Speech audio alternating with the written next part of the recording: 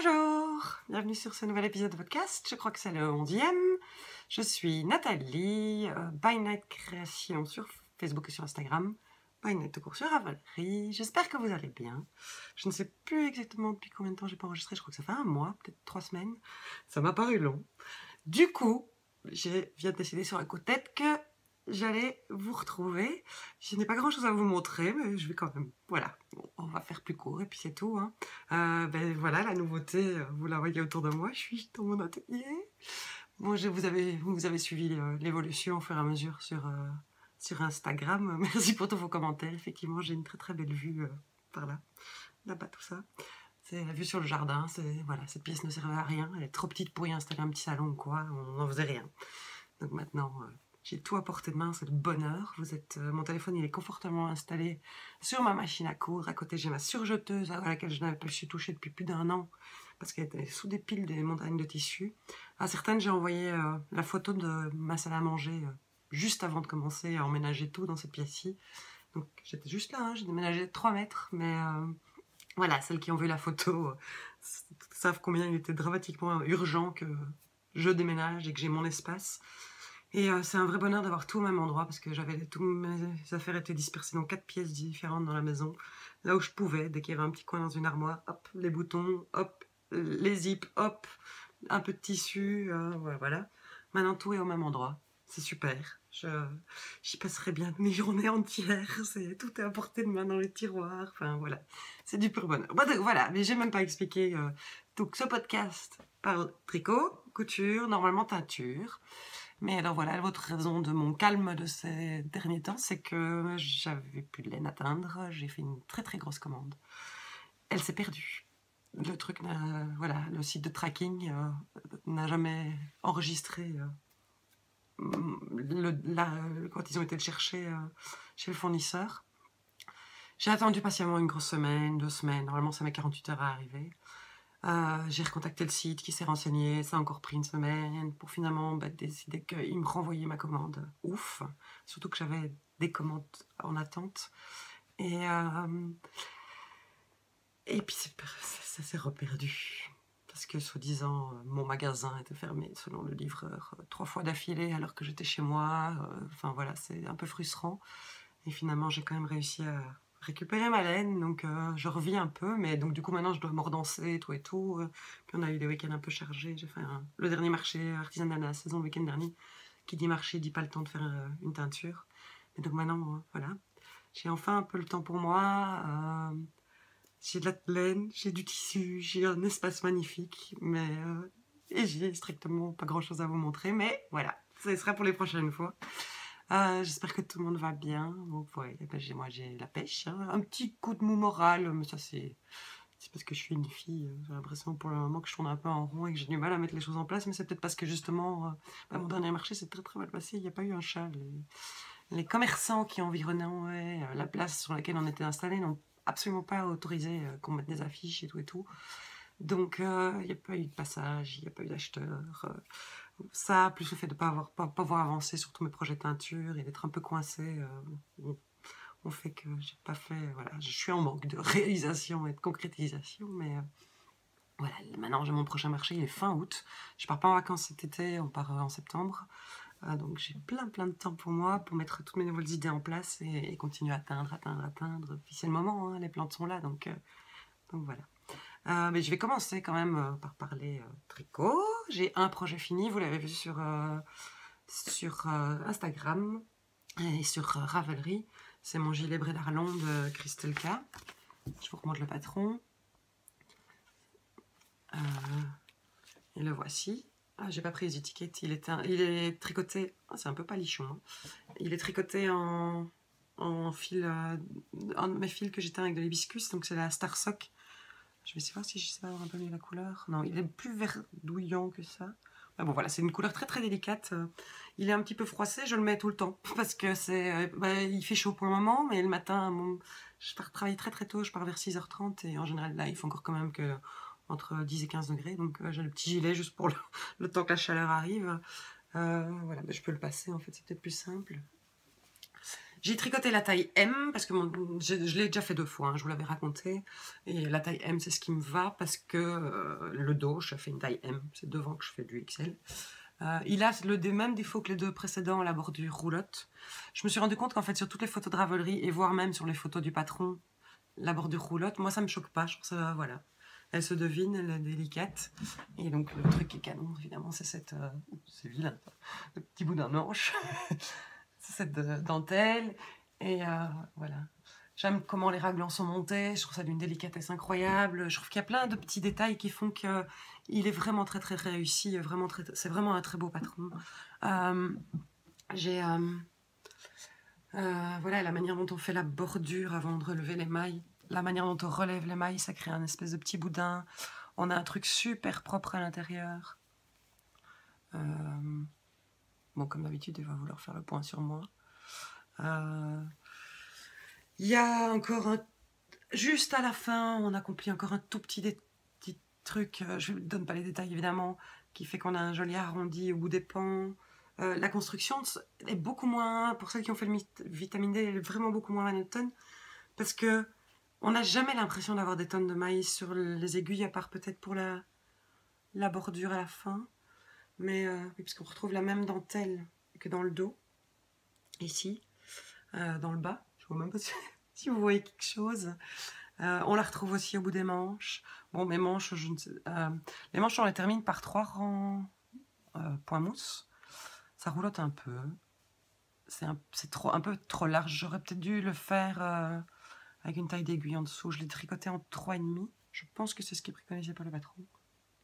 Je ne sais plus. Enfin, voilà. En fait, je n'ai fait que suivre mes notes des 2 fois précédentes. C'est l'avantage d'avoir déjà tricoté plusieurs fois le même pull. Donc voilà. Mais je porte plus que ça. Enfin, voilà. Je sais que j'ai souvent des réflexions par rapport au fait de pourquoi utiliser une laine contenant du nylon pour faire un pull ou un vêtement plutôt que juste l'utiliser pour les chaussettes.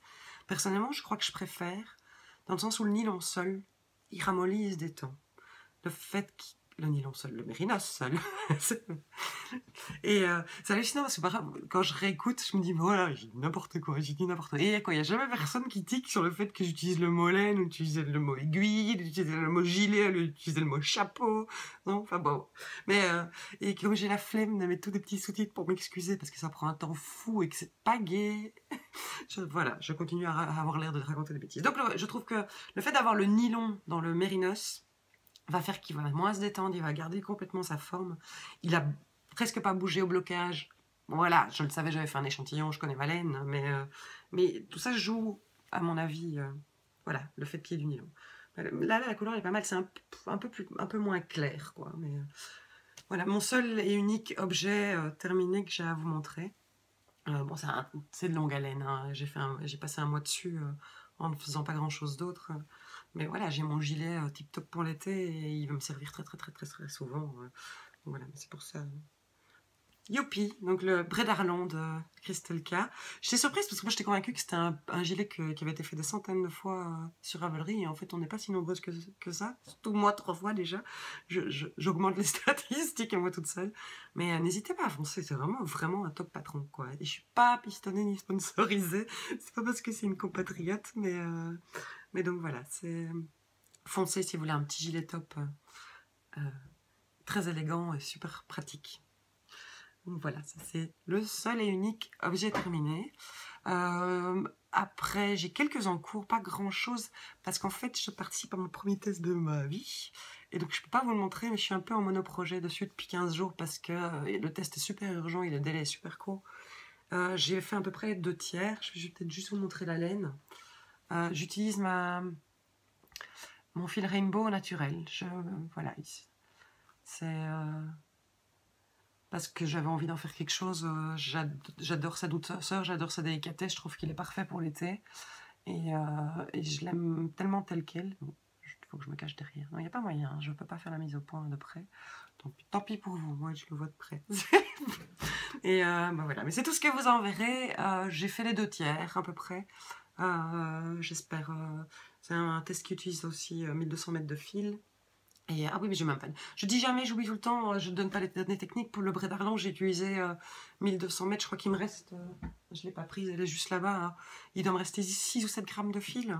Après, j'ai fait la bordure du bas un petit peu plus longue que prévu. J'ai fait des manches longues, alors que le patron est en manche 3/4.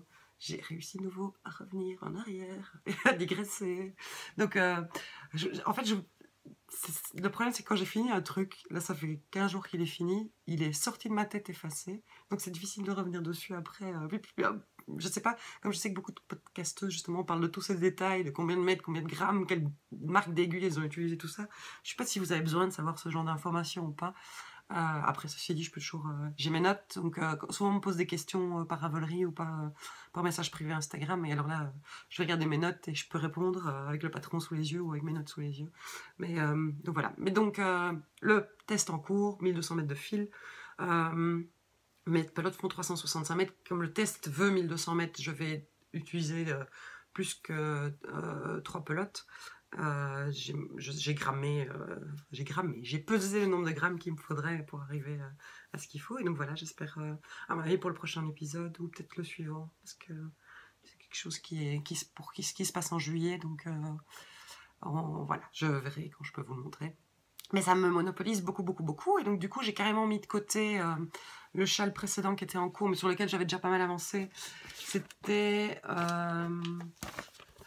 ceci, c'est le Beginner's World, donc ça c'est la photo que j'avais imprimée de Ravelry parce qu'il n'y a pas de photo sur le patron.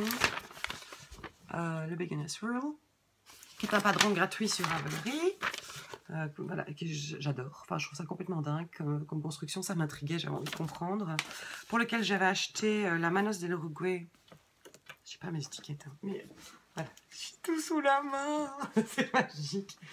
C'est la Manos del Uruguay. Marina, voilà l'étiquette que j'ai acheté au Kaleidoscope à Bruxelles. C'est le coloris, je ne sais plus quoi, quelque chose Novo de l'Oro Viro. Donc la construction, on monte les mailles ici, et puis par tout un jeu d'augmentation et de jeté, on fait toute cette partie jusqu'aux fleurs. Et en fait, je suis arrêtée juste là. Je me suis arrêtée juste là avant de commencer. Ça, en fait, c'était un peu du tricot zéro cerveau, dans le sens où on a acheté une maille endroit, acheté 2 mailles endroit, acheté, et puis bouffe. Voilà, c'est... Et puis, il y a une maille, 2 mailles ensemble. Enfin, je dévoile rien, c'est un patron gratuit. Mais donc, c'est un peu du zéro cerveau, avec un marqueur entre chaque partie de motif. Ça se fait sans réfléchir, donc c'était un peu mon... C'était mon tricot bagnole, enfin voilà. Maintenant, j'arrive à la partie dentelle où chaque rang est différent, il va falloir compter ses mailles, réfléchir, donc je ne ferai plus ça en bagnole. Je peux donc vous le montrer. Ça n'a l'air de pas grand chose, c'est donc un fil lace, je ne vous ai même pas montré. Il n'y arrive pas. Ah, là il veut bien. Donc voilà mon fil en pelote, c'est donc un fil lace single. J'ai l'impression que ça fait 6 mois que je ne fais rien tourner, donc déjà ma tête elle est coupée comme ça. Je vous montre des trucs qui n'ont rien à voir. Voilà. Et j'en suis... Ça a l'air tout petit. Voilà ce que j'ai fait. Je ne sais pas si... Évidemment mon aiguille est trop petite. Voilà où j'en suis. Alors à cause de l'aiguille, il tourne dans le mauvais sens, mais a priori la spirale se fait déjà. Est-ce que je peux vous montrer? Voilà. C'est vraiment... allez, c'est chouette, je trouve, cette espèce de spirale. Et par contre, je vous l'avais déjà dit la fois passée, je suis vraiment déçue par le coloris de la laine, qui en écheveau avait l'air blanche avec beaucoup de jaune et un peu de gris. Et ça se révèle être très très gris. Je vais le finir, ça c'est sûr et certain, mais je suis pas du tout sûre d'aimer. Je suis même franchement sûre de ne pas aimer. Je verrai peut-être qu'avec les fleurs, ça va plus me plaire, le fait de le voir étalé, de le voir bloqué, bien tendu. Mais je trouve que c'est d'un triste, ce gris. C'est... il fait vraiment sale. Je suis vraiment pas quelqu'un... Enfin, c'est mes goûts, hein, les laines multicolores comme ça. C'est pas spécialement ma tasse de thé. Et là, je trouve que c'était pas justifié. Et je suis vraiment déçue de ne pas l'avoir vue quand elle était en écheveau. Mais bon, voilà, c'est... je voulais faire ce châle, je voulais me réconcilier avec la single, parce que mes seules expériences de single sont révélées. C'était la Malabrigo Lace, le premier pull que j'ai fait. Il a réduit de 2 tailles après l'avoir porté 2 fois. Et puis j'ai fait une étole aussi en Malabrigo Lace. Et je l'ai mise 3 fois autour de mon cou et elle s'est complètement raclapotée. Donc je voulais un peu me réconcilier avec la single. On verra bien comment ça se comporte. Je voulais essayer la menace de l'Eric Way. Je voulais faire ce patron. Donc j'assume. J'irai jusqu'au bout. Je verrai, peut-être, voilà, ça fera peut-être un très très beau cadeau de Noël pour quelqu'un qui sera déjà fait. Et moi, j'aurais eu le plaisir de le tricoter. Voilà, c'est entre ce qu'on tricote pour le projet fini, dans le cadre, par exemple, le Bray d'Arlon, le fait de le faire 3 fois, mais forcément la 3e. Ok, hein. Mais j'ai mon gilet que j'aime, que j'adore. Tandis que ceci, c'est plus le processus, la laine, le patron. Donc voilà. Ensuite, on verra. Hein, je m'y remettrai quand j'ai fini mon test, sur lequel je focalise complètement. Et on verra bien quand il sera fini. Autre en cours, parce que ça me démangeait trop de ne pas avoir de gilet.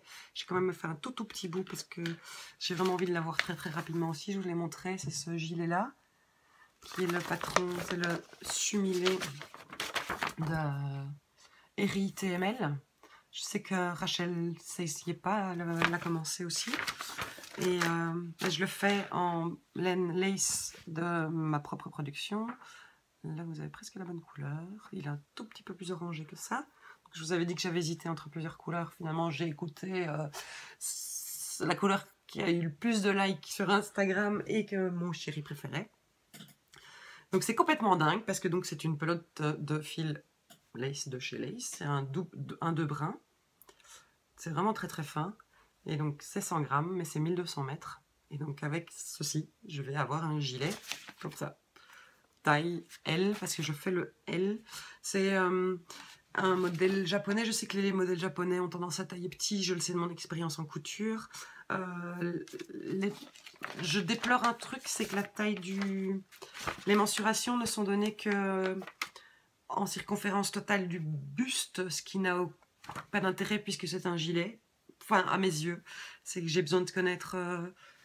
voilà, mais je fais un L pour être sûre. J'avais fait un échantillon. Oh, excusez-moi.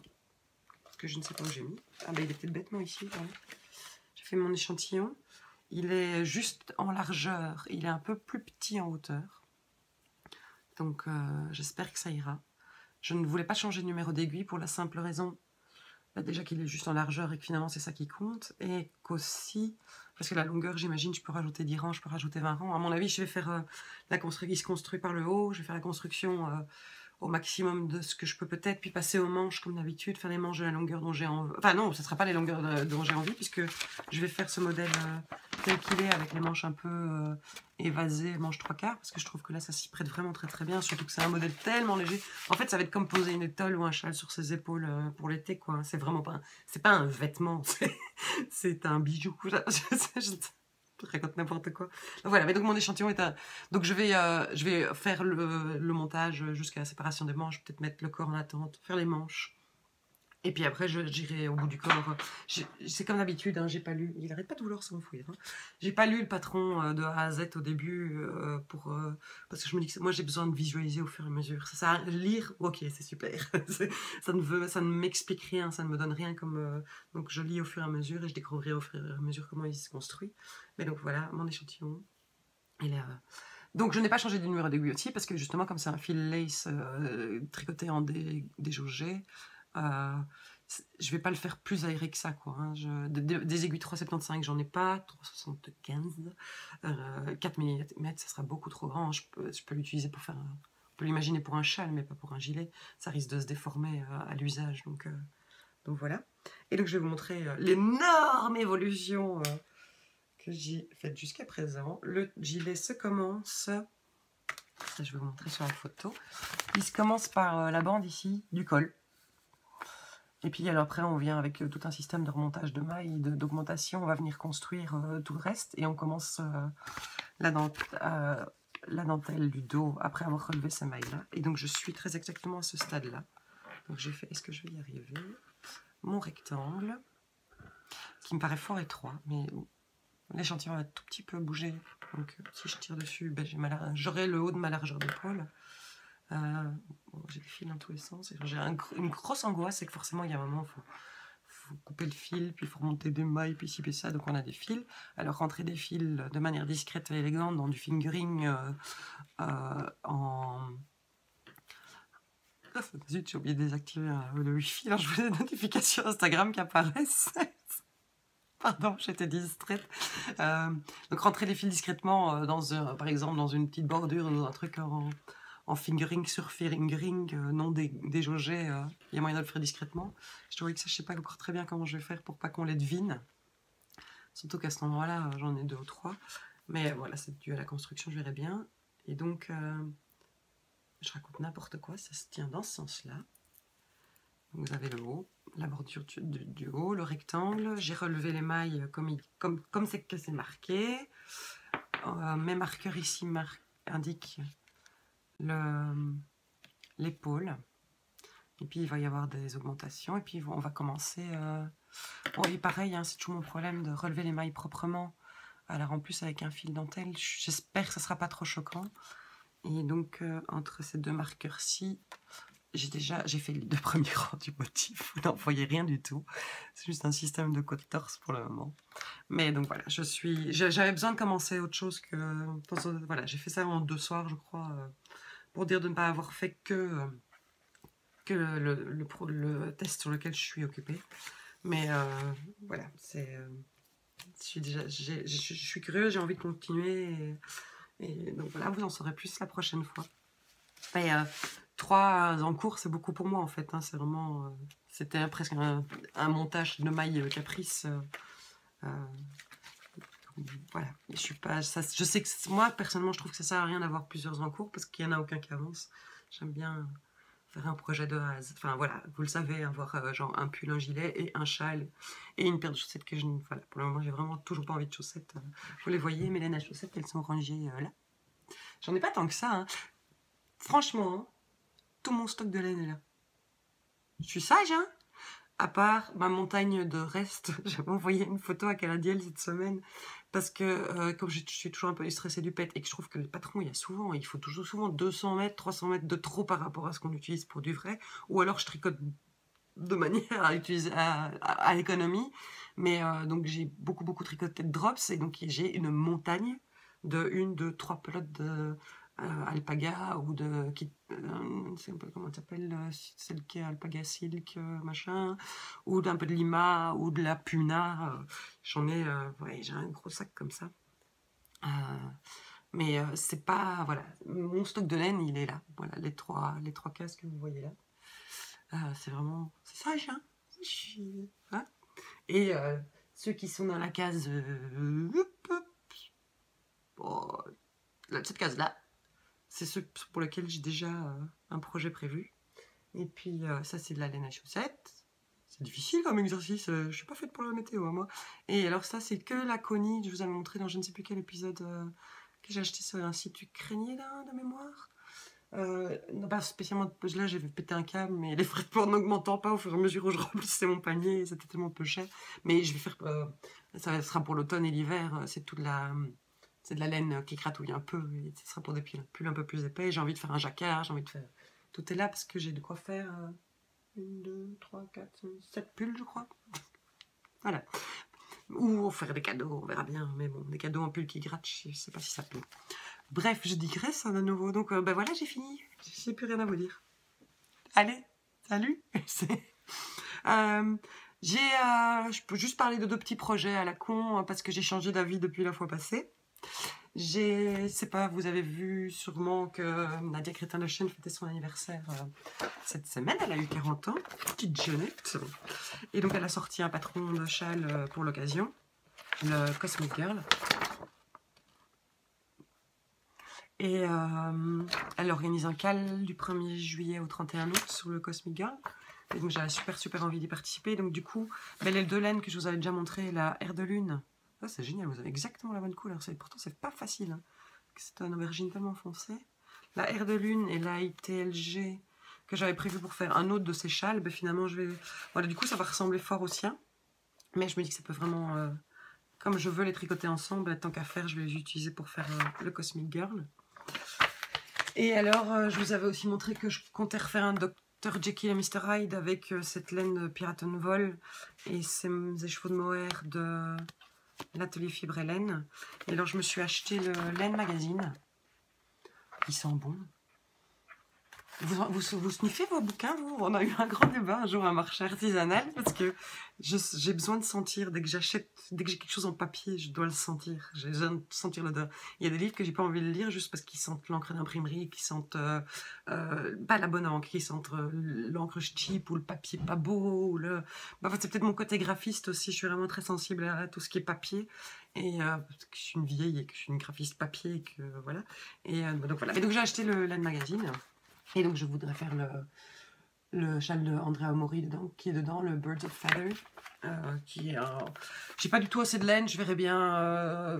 je vais même pas regarder comment il se construisait non plus. Il y a un schéma ici. Donc voilà, et donc il alterne aussi mohair et autres fils. Après, comme du mohair, je lui en ai acheté du non-teint. Je me dis que rien n'empêche que je jette un écheveau dans un bain de cochenille ou dans un bain de garance pour rester dans la gamme. Et de toute manière, cet écheveau-ci aussi, il est multicolore. Et donc me retrouver avec une variante de couleurs dedans, mais tout dans les mêmes tons, ça peut être très très beau. Tout ça, je vais y réfléchir. De toute manière, ça sera pas... Le mohair, en été, j'aime pas, c'est trop poilu. Enfin, j'aime pas le porter. Donc je sais que ça sert à rien que je me précipite pour le faire. Donc je ferai d'abord... quand j'ai fini le test et que j'ai avancé sur mon bégonia, ben, je lancerai le 1er juillet, je montrerai les mailles du Cosmic Girl de Nadia Crétin Le Chêne. Et puis à mon avis, je ferai le châle de Sunwalker de Mélanie Berck avec la laine que j'avais reçue de Paul, de Émilie et Paul, les Urso. Et puis seulement, je ferai le châle en bois. Planning, quoi. Je suis sûre que vous êtes presque surprise que sur ce mur tout blanc là, il n'y ait pas un agenda de tel jour à tel jour tu tricotes ça. Je suis pas à ce point-là, mais c'est juste que j'aime bien, voilà, me projeter en fait. C'est pas du planning que je fais, c'est je me projette dans le plaisir que je vais avoir à les faire, à les avoir, à les porter, et que tant qu'à faire, autant les faire à un moment où j'aurais envie de les porter. Parce que c'est pas comme si je manquais de châle, donc voilà. Mais donc, alors le Laine Magazine, Marianne, maman crotte, l'avait acheté genre 2-3 jours après moi, et alors elle s'est très fort fâchée sur Instagram, enfin très fort fâchée, elle a été déçue. Bon, le papier est super, c'est vraiment un bel objet, les photos sont très très très belles, les modèles, moi je les aime beaucoup beaucoup, il y en a plusieurs que j'aime vraiment bien. Je vais pas rentrer dans les détails, allez voir sur Ravelry ou sur le site, on la voilà à portée là. L'étole de Andrea Mori, je trouve ça vraiment très délicat. Mais effectivement, il y a très peu de photos des patrons. Et il n'y en a qu'une, voire deux à tout péter. Il y en a plus sur Ravelry. Donc en fait, pour être sûr de vouloir l'acheter et qu'il me plaise assez que pour avoir envie de l'avoir, indépendamment d'avoir ce bel objet, j'avais justement été voir sur Ravelry parce que chacun des patrons, ben là il y a 5, 6, 7 photos et puis il y a déjà les projets des testeuses et tout ça. Donc c'est comme ça que je m'étais fait une idée. Et en fait, maman crotte m'a dit qu'elle avait fait exactement la même chose finalement. Mais que c'était idiot d'avoir le bouquin pour se retrouver quand même à regarder les choses en ligne. Elle a pas tort. Et alors, je suis dans une phase bouquin. Donc j'ai aussi acheté... alors je ne sais même pas de quand ça date parce que j'ai regardé l'édition, ça date de 2010. Ah ben non, c'est publié la première fois en 2012. À mon avis, c'est la version originale. C'est publié en 2017. J'ai acheté ceci, parce que je suis dingue de ce gilet de la couverture, donc le tricot c'est tendance. C'est publié aux éditions Saxe. Est-ce que je vais trouver... J'ai pas pensé mettre des post-it pour vous montrer plus vite, mais c'est la même photo que la couverture. Alors là, pareil, j'aime beaucoup aussi celui-ci. C'est un bête basique, tout simple. Ce qui est très influençant dans... Alors je trouve c'est... Voilà, je sais pas si je suis une personne qui peut porter ce genre de choses, parce que je suis peut-être trop ronde et que ça me ferait... ça ferait gros ballon, grosse montgolfière. Par contre, là, je suis déçue par le bouquin. Non, il est splendide. Hein. De nouveau, les photos sont belles, le papier est beau, machin et tout. Mais alors, c'est tricoté que, forcément, dans ces Elda Sager. Donc, forcément, c'est tricoté que dans sa propre laine. Il n'y a pas de mention de longueur de fil à utiliser. Elle ne parle qu'en grammage de ses propres laines. Après, il suffit d'aller chercher combien pèse chaque pelote et de faire le calcul soi-même. Il y a des tailles S, M et L, point barre, mais il n'y a même pas de tableau de mensuration. Donc, à mon avis, avant de me lancer dans quoi que ce soit, j'irai d'abord voir de nouveau sur Ravelry ce qui a été fait, comment ça a été fait, par qui, et voilà, parce que me lancer dans un L qui est peut-être un M, parce que la nana est toute fine et qu'elle a tout prévu sur taille 38 ou 36, et puis, enfin voilà, je sais pas, on verra bien. Mais je trouve ça un peu dommage, quoi. Je crois que je l'ai refeuilleté 20 fois pour être sûre que j'avais pas trouvé... Ah ben voilà, il y a celui-là qui est un très joli gilet aussi. Oh, comment je fais pour vous montrer et voir ce que je vous montre. Regarde, ces photos sont canon, quoi. Mais bon, voilà, j'ai pas de regret, hein. C'est 14,90 € le bouquin. C'est pas... Il y a 10 patrons dedans. 6, 8, j'en sais rien. Il est très très beau. Mais voilà, c'est un peu... ça devrait presque être un truc qui est offert avec l'achat d'Hélène. Je sais pas comment expliquer, c'est un peu trop mono. Mais bon, voilà, je l'ai, et je l'utiliserai sûrement. Je sais pas quand. Et pourquoi pas, justement, il faudrait que je regarde les correspondances, parce que toutes ces fils, les conis, que vous ne voyez pas bien, qui sont là, cachés dans le noir, sont tous des fingerings ou des décas très fins. Et donc, je pourrais très bien m'imaginer, justement, ce fil, celui de la couverture... faire, je sais pas, le voir en bordeaux, le voir en orange, ça peut être très très très canon, quoi. Donc, voilou. J'ai fini de parler de laine et de bouquins. J'ai commandé le Pompon aussi, le Pompon magazine, par curiosité, parce que j'aime beaucoup, je ne sais plus comment il s'appelle. Je ne sais pas si vous regardez le podcast vous le regardez sûrement, Amy Florence, c'est Stranded Podcast.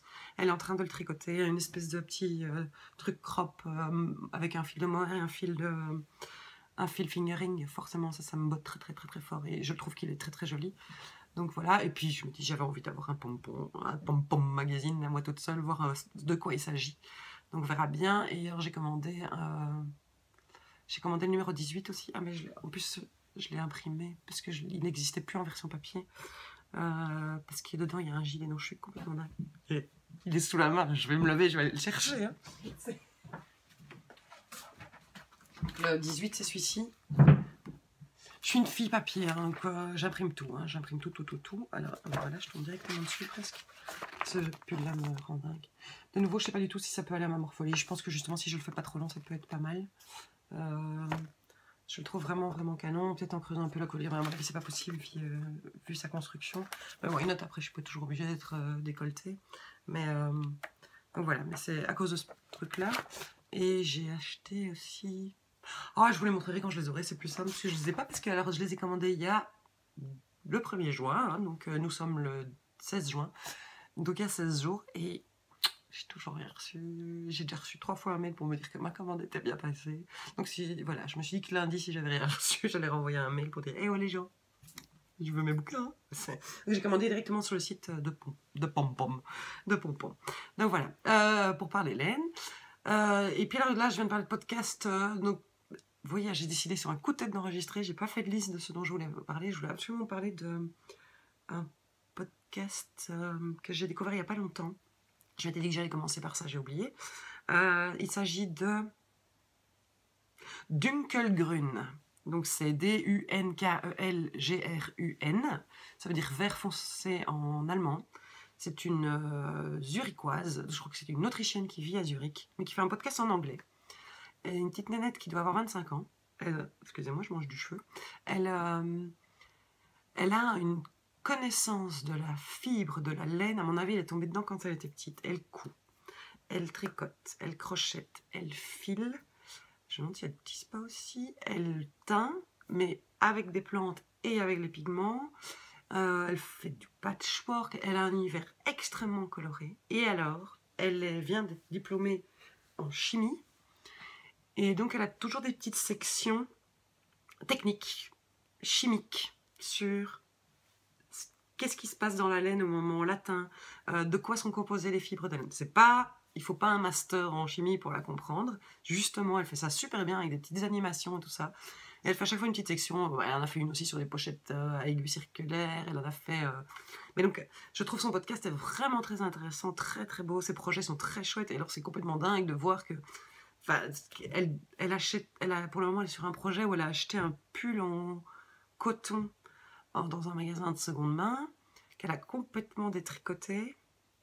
Elle a reteint la laine et maintenant elle est en train de s'en faire un top d'été. Et donc elle conçoit vraiment des projets. Donc voilà, donc allez voir, c'est Dunkelgrün. Alors c'est amusant parce que du coup je l'ai contactée via Instagram pour dire que voilà, j'aimais beaucoup justement le fait qu'elle intègre, qu'elle explique la chimie, qu'elle explique le côté réaction chimique qui se passe, elle parle beaucoup aussi de la prudence qu'il faut avoir. Le matériel de la teinturière, c'est le masque, les gants, c'est le truc le plus important. Et je trouve que c'est important qu'elle insiste là-dessus. Et donc j'aimais bien ce côté, en fait, la manière scientifique d'aborder la teinture, quelle qu'elle soit, de nous expliquer ce que c'est une fibre de laine, ce que c'est une fibre végétale. Je trouve ça très, très, très, très intéressant. Donc voilà, donc si vous avez l'occasion, si vous parlez anglais, allez voir son podcast Dunkelgrün. Et donc voilà, donc je l'ai contactée pour dire que j'aimais beaucoup son univers et tout. Et du coup, elle a un peu regardé. Et puis elle parle un tout petit peu français, donc elle a dit qu'elle allait me regarder aussi. Et puis elle parle de moi dans son dernier épisode.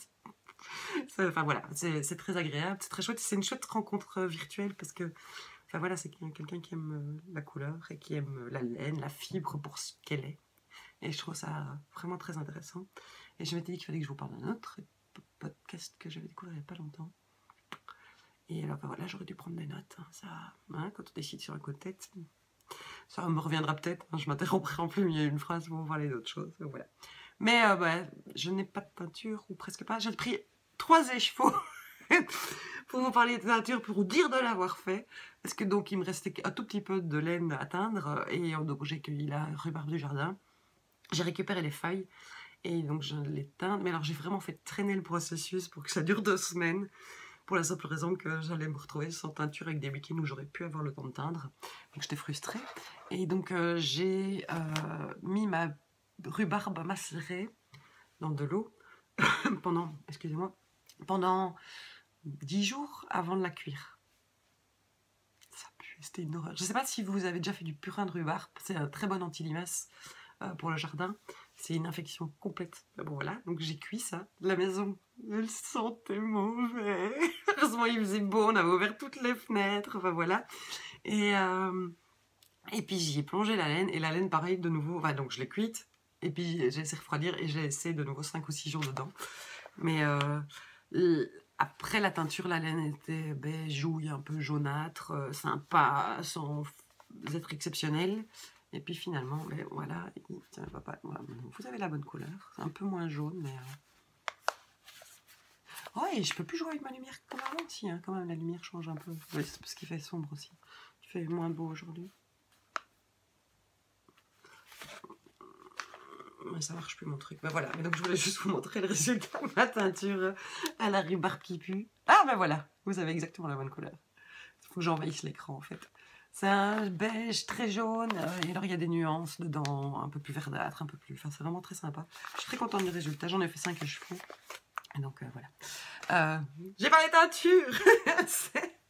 Voilà, et par contre, je peux vous parler couture. Donc, j'ai retrouvé ma surjeteuse, donc j'ai pu recoudre. Non, je m'étais jurée pour le remercier de tout le travail qu'il avait fait ici, mon amoureux, parce que donc... On a isolé le plafond, mais ça c'était déjà fait la fois d'avant. Là, on a changé de radiateur, on a repeint, il a poncé tout le plancher, on a retraité le plancher.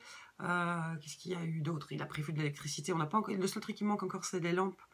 Mais alors, le système que je voudrais, ça ne se vend plus en Belgique, ça se vend en France. Donc, quand je viendrai en vacances en France, à mon avis, je vais faire un détour dans un magasin de bricolage pour m'acheter mes luminaires pour mon atelier. Et j'espère que d'ici septembre, il y aura toujours ça dans les magasins en France. Mais donc, je sais exactement ce que... Enfin, le problème, c'est qu'on n'a pas un plafond dans lequel on peut perforer. C'est des vitres, quoi. Donc du coup, il me faut un truc suspendu avec un... Oh, bon. Vous avez tout le mot. Hein. Bref. Mais donc voilà. Mais donc, il a fait l'électricité. Puis après, moi, j'ai fait les meubles, et puis il a installé les meubles, tout, il s'est occupé des plans de travail, il les a fait sur mesure et tout. Donc, pour le remercier, il fallait que je lui fasse un vêtement. Comme je ne peux pas lui tricoter de laine parce que monsieur a toujours trop chaud, ben, je lui fais que des chemises. Celles qui me suivent depuis longtemps savent que ça fait quelques années que je fais des chemises. Ben, ça fait 7 ans que je lui fais des chemises. J'ai eu une période où j'en faisais presque 10 par an, presque une par mois. Et puis j'ai eu une pause 2015, j'ai plus vraiment fait de chemise. 2016, j'ai commencé en fanfare, j'en ai fait une en janvier, j'en ai fait une en février. Et puis je me suis dit, allez, une par mois cette année. On va re-remplir cette garde-robe parce que forcément les chemises, ben, ça s'use, surtout qu'il en porte tout le temps. Ça s'use, ça s'abîme, voilà, il a un vrai besoin. Et puis voilà, j'en ai fait une en janvier, une en février, et puis j'en ai plus fait de l'année, je crois. J'en ai peut-être fait une pendant l'été, une à manches courtes, quoi. Mais donc voilà, maintenant j'ai retrouvé ma surjeteuse, je lui ai refait une chemise. Il l'a portée hier, il a mangé une glace, il a fait tomber du chocolat dessus. Elle est bonne pour la lessive, mais je voulais quand même vous la montrer. C'est donc une belle chemise en lin. Je ne sais plus d'où vient le lin. En fait, dès que je trouve du lin, il aime beaucoup porter les chemises en lin. Dès que je trouve un joli lin léger, qualitatif, dans des tons un peu neutres, parce que voilà, il est commercial, il peut pas se les chemises à fleurs, c'est pas possible dans son métier. Et puis je trouve pas que ça lui irait. Les couleurs, c'est chez moi. Non, bon voilà, mais donc je lui ai fait une chemise, bah voilà, classique, sans fioritures ni rien, une poche à gauche, voilà, des petits boutons qui viennent de chez Veritas. Quand je vais chez Veritas, j'en achète 40 ou 50 à chaque fois, pour la simple raison que c'est ceux que je mets sur toutes ces chemises. Voilà, le patron, on me l'a demandé, parce que je ne pense jamais préciser, donc ça fait donc 7 ans que je lui fais les chemises. Le patron vient du Burda d'avril 2010. Je dirais que c'est mon Burda préféré. Je suis très classique en fait en couture. Hein. J'ai été abonnée au Burda pendant 7 ou 8 ans. J'ai une quantité de patrons hallucinante et donc j'ai très peu de surprises quand je vois les patrons. Je veux avec ces personnes, c'est un peu compliqué à expliquer. Je n'ai jamais l'impression quand je vois un patron indépendant de me dire j'ai jamais vu. Waouh, c'est extraordinaire. Il y a des très belles idées, le petit nœud aussi, le petit pli là, le petit machin, mais avec la montagne de patrons que j'ai, et après je vais me contredire dans 2 secondes parce que vous avez déjà tous vu ce que je portais, hein, mais voilà. Mais non, mais en fait, voilà, j'ai mon bonheur pour le moment. Je regarde ce qui sort, je regarde les collections, mais je dois avouer que moi, imprimer les PDF, galère. Les coller, les machins, je préfère décalquer une planche Burda. Et alors les patrons marges comprises, pour moi c'est une hérésie complète. Pour la simple raison que mes marges, elles font pas partout pareil, que je couds beaucoup à la surjeteuse, donc j'ai pas la même marge quand je suis à la surjeteuse que quand je suis à la machine. Donc, enfin voilà, je suis peut-être un peu vieillotte, un peu vieux jeu, mais moi le patron marge comprise, c'est une hérésie complète quoi.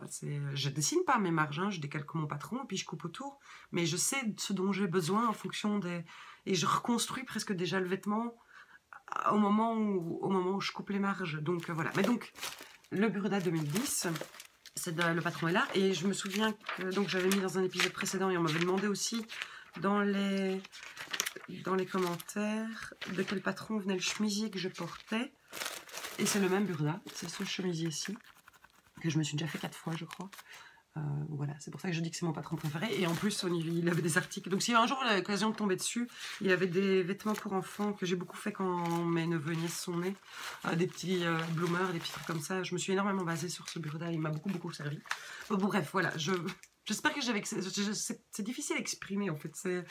Voilà. Les chemises, je sais que ça fait peur à beaucoup de monde. Moi, j'en ai besoin. Je me suis rendu compte quand c'est en cousant sa première chemise, c'est là que j'ai appris le plus de choses en couture. Dans le sens où comme c'est extrêmement technique, qu'on n'a pas le droit à l'erreur au niveau de A à Z pour que toutes les pièces s'emboîtent bien, c'est ce qui m'a appris à être vraiment précise. Et il y a plein de petites choses dans la construction d'une chemise qui font qu'on s'améliore en couture, vraiment d'un coup d'un seul. Et voilà. Je me suis dit en fait en la faisant peut-être qu'il faut... Est-ce que ça vous intéresserait éventuellement la prochaine, quand je la fais, je filme peut-être, je sais pas très bien, je sais pas si j'arriverai à faire ça proprement. Je me dis que je n'allais pas le proposer parce que j'allais jamais le faire, parce que je sais que du temps de mon blog, j'avais déjà proposé de faire un tuto photo au fur et à mesure des étapes de la construction de la chemise pour vous montrer tous mes petits trucs qui facilitent le travail. Bon, mon patron est coupé, forcément, c'est le même patron depuis 7 ans. Elle est faite en 3 heures.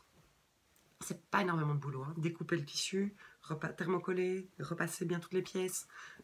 Voilà, il n'y a pas les poignets. Hein. Il faut rajouter presque une demi-heure, une heure presque pour les manches et les poignets. Mais dans ce cas-ci, il n'y a pas les poignets. Ouais, voilà. Mais donc, n'ayez pas peur des chemises. En fait, le plus important, et je vais y revenir, c'est la découpe dans une chemise. En fait, en couture, globalement, c'est la justesse des découpes. C'est comme ça que les pièces vont tomber juste. Et souvent, les patrons vont vous dire que la parmenture doit être... donc la parmenture, le morceau de la parmenture, je ne sais pas si ça vous intéresse. Dans quoi je me lance? Il est où? C'est ma chemise, c'est la chemise. Parce que ce patron-là, je le range même plus dans une pochette. Voilà, vous voyez, il a servi. Donc ça, c'est la parmenture. Et ceci est à couper... ça, c'est le pli du tissu. Et donc, on vous dit de le couper une fois comme ça, et puis une autre fois comme ça. Non, ces deux pièces se superposent à la fin. Donc, moi, ce que je fais, c'est que je coupe la première avec les marges comme il faut, et puis je la reporte, tissu et papier ensemble, sur mon tissu, et je redécoupe au millimètre près ma deuxième parmenture. C'est ce que je vais faire aussi pour les deux pièces de colle, pour les deux pieds de colle. Je ne les coupe pas l'un à côté de l'autre, parce qu'on a beau être le plus précis possible. Alors oui, peut-être que le fait d'avoir les marges comprises dans le patron vont éviter ce genre de problème, puisqu'on coupe sur la même ligne, mais moi, comme je... Enfin, voilà. Mais donc, du coup, je coupe mon premier col, ou mon deuxième... L'idéal même, en fait, j'ai fait une version du col déjà découpé, et que je mets à plat au milieu de mon tissu, plutôt que de l'avoir sur un pli, parce que en plus... bon, là, ça fait quand même 7-8 cm ou 9 cm. On sait bien se référer à la largeur du tissu. Je suis en train de chercher... J'ai perdu le col. Ah, voilà. Et le col, on n'a que ça. Donc, il suffit qu'on le décale d'un millimètre par là ou d'un millimètre par là, et les deux cols, ils ne correspondent pas. Donc, moi, je trouve vraiment important d'avoir les cols qui soient... Et là, c'est encore plus petit, quoi, le pied de colle. Donc voilà, donc ça c'est un de mes tout petits trucs, c'est de découper les pièces qui vont être utilisées en double, qui vont être superposées l'une sur l'autre, de les couper de la même manière, ensemble si possible, pas l'une après l'autre, en redessinant le patron, en redessinant les marges de couture. Ça évite beaucoup de catastrophes. Voilà. Et alors par contre, je coupe à chaque fois deux poches. Et donc j'ai une collection de poches. Quelqu'un a fait des poches? Parce que je n'en mets qu'une, il n'a pas besoin de poche à droite, il n'en veut pas, il n'a pas besoin, donc voilà. Puis pour lui, ça alourdit inutilement. Et donc j'ai l'historique des chemises que je lui ai faites, et encore elles y sont pas toutes, parce que j'en ai fait certaines, dans certains cas j'ai fait deux chemises, prends un coupon de 3 mètres. S'il fait bien entre 140 et 150 de large, je sais faire deux chemises dedans. Donc, et j'ai même déjà des morceaux de poignée que j'ai coupés dans du thermocollant, je garde tout ensemble, on ne sait jamais. Mais donc, voilà. Pour les chemises, c'est le petit aparté. Si ça vous intéresse éventuellement, alors que je fasse les petites étapes au fur et à mesure, à quel moment je repasse, comment je repasse, enfin, parce que c'est ça, c'est la découpe et le repassage qui sont importants dans la construction d'une chemise. Donc voilà, la chemise de mon chéri, qui va maintenant en bolette à la lessive. Merci le chocolat. Voilà. Et puis voilà, en couture, vous le voyez, je me suis fait le t-shirt, on parle de pas trop indépendant. Est-ce qu'il était marge comprise? Il était marge comprise, mais du coup j'ai coupé une taille en dessous, moi. Voilà. Ah non, il y avait la possibilité de choisir. Donc voilà. Donc c'est le patron de chez Machine. Il est gratuit, le patron Arsène. Vous êtes déjà des dizaines à l'avoir fait. Il faut que je me dépêche en fait tout à coup, parce que je me rends compte que de nouveau ça va couper dans 5-10 minutes si je me dépêche pas, puis je suis presque au bout. Donc le patron de t-shirt de chez Machine, c'est vraiment genre le patron justement que je n'avais pas dans un de mes bureaux-là, et que le patron de basique de t-shirt, mais qui a son petit détail d'arrondi ici. J'ai été interrompue dans mon élan, je ne sais plus exactement où j'en étais, parce que j'ai oublié de me mettre en mode avion, ce que je fais à l'habitude, et c'était mon chéri qui m'appelait pour me gronder parce que j'avais dit qu'il avait fait une tache de chocolat. Non, c'est pas vrai. Mais c'est lui qui m'a appelé, effectivement. Mais voilà, d'habitude, je me mets en mode avion, puis là, ça m'est sorti de la tête. Oui, je parlais donc du patron Arsène de chez Machine. Je ne sais pas si ça va être coupable ou réajustable, on verra bien. Mais donc, ce que je voulais vous dire, c'est que ce que j'aimais bien, c'était ça. J'aimais bien son ampleur. Et j'avais acheté ce tissu, ce jersey viscose, je ne sais plus où, ne me demandez pas, super fluide, que j'aimais beaucoup. Donc, du coup, je me suis fait un Arsène. J'ai donc... C'est ce que les marges de coupe couture sont comprises ou non. On peut choisir dans le patron, ça j'apprécie beaucoup. Il taille super grand, hein, 34 à 56, on a une gamme géniale. J'avais vu qu'il taillait large, donc j'ai coupé du 46 pour le devant et j'ai coupé du 44 pour le dos.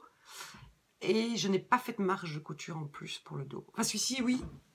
Et alors, il fait un petit peu le défaut des pulls, des trucs, voilà. Il fait un tout petit peu comme ça quand je le porte, il revient un peu en arrière. Et alors, ce que j'ai surtout fait, c'est que j'ai remonté l'encolure de ça. J'avais vu qu'il creusait fort, je voulais pas un truc décolleté, je voulais un truc que je peux porter tout le temps, voilà, sans avoir la crainte de, dès que je me penche, tout ce qu'on voit, c'est mes seins. J'aime bien quand on me parle dans les yeux aussi. Et donc voilà, j'ai un tout petit peu réduit. En fait, je trouve qu'il fait, à partir de là, il fait un tout petit peu trop comme ça. Donc j'ai réajusté maintenant le papier après l'avoir fait celui-ci. Donc il s'écarte un peu trop comme ça. Mais donc, les épaules sont pas en bon endroit et ça c'est en fait c'est un peu trop large. Donc j'en ai refait un et j'ai redressé. Ici j'ai remonté d'un centimètre par là et un centimètre par là. Et alors j'ai fait des manches plus courtes aussi. Les autres me paraissaient un peu longues. Et donc ça, voilà, ça me plaisait assez bien comme longueur de manche.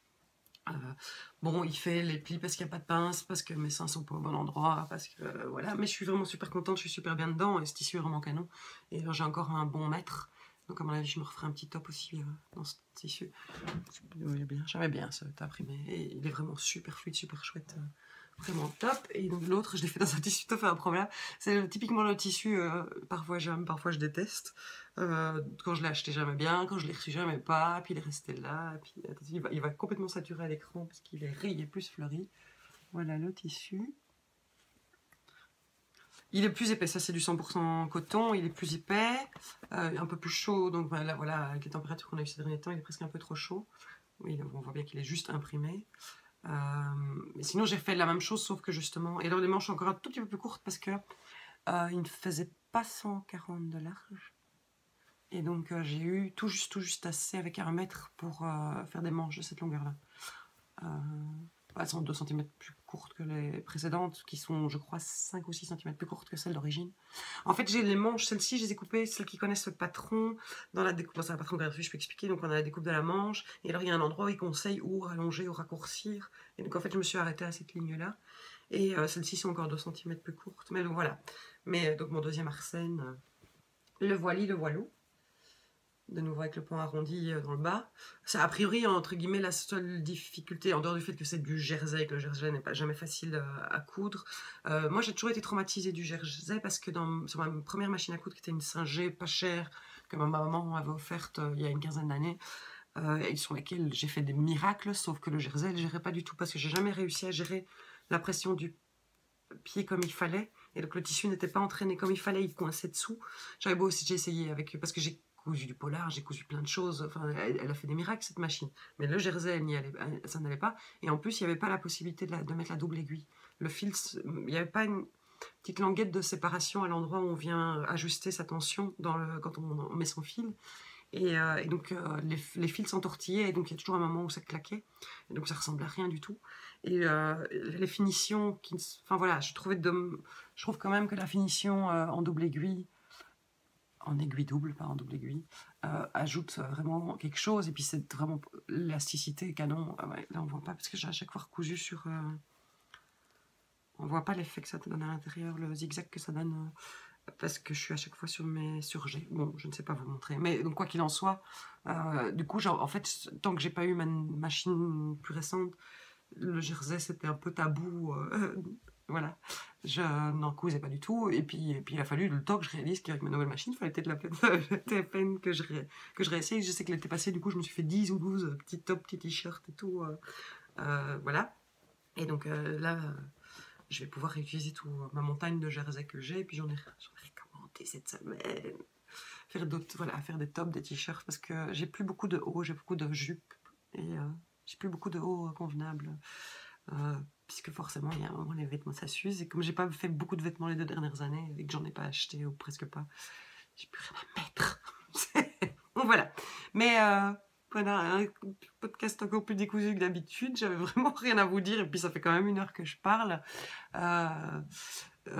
J'espère que vous ne me voudrez pas d'avoir donné mon avis sur certaines choses qui me sont très très personnelles. J'ai un caractère de cochon en vrai, hein, donc j'ai des avis très tranchés sur beaucoup de choses. C'est pas toujours facile à supporter pour mon entourage, mais bon voilà. J'espère que vous allez toutes bien, que cette fin de printemps se passe bien pour tout le monde. Je sais pas quand je vais retourner. J'espère que vous avez des choses de projets pour le week-end. Je vais essayer de mettre ça en ligne cet après-midi, comme ça vous l'avez pour le week-end. Bon, ce soir, je fais un enterrement de vie de jeune fille. Puis demain, on a une amie qui vient manger. Puis dimanche, je vais tricoter avec plein de tricoteuses à Bruxelles. Donc, très chouette week-end en perspective. Et donc voilà. Je vous embrasse très, très, très, très fort. Merci d'être là, je vous ai même pas remercié depuis le début. Vous êtes vraiment toujours encore plus nombreuses à me suivre. Je crois qu'on n'est pas loin des 1000 sur YouTube. Je me suis dit, en allant vérifier le numéro de podcast, d'épisode, j'ai vu qu'on était à 990. C'est un truc de malade, quoi. Donc, n'hésitez pas à liker, parce que si les petits pouces vers le bas, vous oubliez. Hein. Enfin, j'ai tout mes 10 minutes après que je publie ma vidéo, en général, j'ai un pouce vers le bas. Si tu m'aimes pas, tu me suis pas. Eh, dégage. Donc voilà, ça me fait beaucoup rire. Mais merci pour vos j'aime, merci pour vos likes, merci de me suivre, merci pour vos commentaires, merci pour tous vos petits mots tout au moment de la construction de l'atelier. C'était vraiment très très gai, c'était très agréable. Je me sentais encore plus portée en me disant, ah, tout le monde a envie de venir coudre avec moi chez moi. Ah bon, voilà. À tout bientôt, je ne sais pas quand, et j'espère que d'ici là, j'ai des choses à dire pour du vrai au lieu de faire du remplissage pendant 1 heure. Je vous embrasse très très très